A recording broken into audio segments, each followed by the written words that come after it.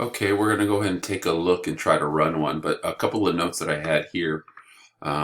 Keep in mind, we call this a one-way Anova test because we're only using one factor to distinguish the population, meaning like we have these 4 cities and we're going to use the factor we're using, right, or the variable is the high temperature.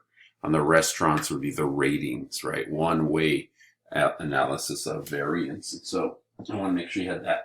And then some people start to think about, couldn't we just do multiple t-tests instead of comparing them all at the same time?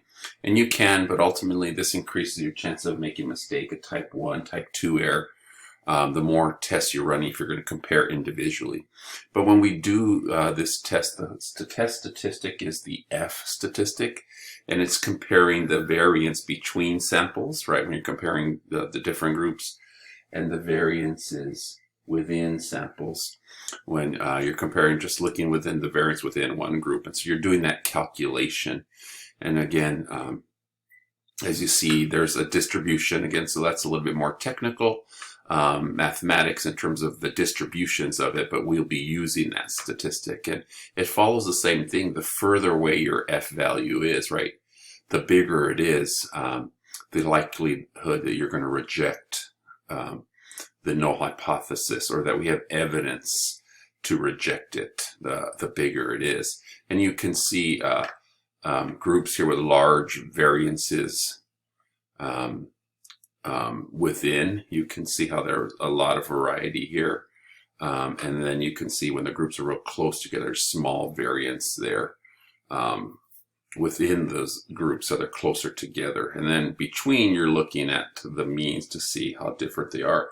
So you can see without even running a test potentially, looking at this question here, in which sets, right, of samples, large or small variances, would you be more sure that one of the samples came from a population that has a higher mean compared to the others? And so by looking at the distributions, you get a sense of the evidence that maybe this is the one, right, that's different than these ones here.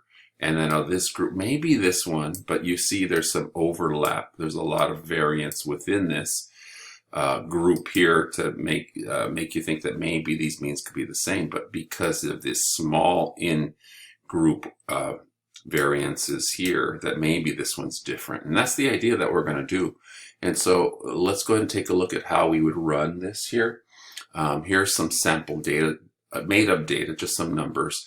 The sample sizes, the means and standard deviations, which measure the variances, right? The variances here that measure that. And then that you would use that data to calculate your F statistic, right? And again, like we said, the bigger your F, the bigger your variance between samples compared to the within, right? Because that's our formula, remember, between divided by within. There's evidence to suggest that the populations have different means. And so what happens is the computer does all these calculations. Once you put the data in, you'll end up with this Anova table here. And then ultimately, again, these are important numbers of where the F statistic comes from. The differences, degrees of freedom, the differences, between and within samples, all of that's going to end up getting us this p-value right there. And so this is how we would do it. I already have it typed into StatCrunch. And so there's your sample data here. And then what you're going to do is stat Anova one way. Okay, you have one way here. And then you go ahead and select your samples. And that's pretty much it. And then compute. Again, we could do some graphs too, so you can see the distributions. You might as well play with that a little bit. You can see, you get your Anova table with your p-value there, and you get your other values for the table here. And then you could see the distributions of the samples. Here's kind of the mean overall, the center. So you can see you get a visual of seeing the the between sample variance and the within sample variances, right? Looking at across the groups and within each individual group.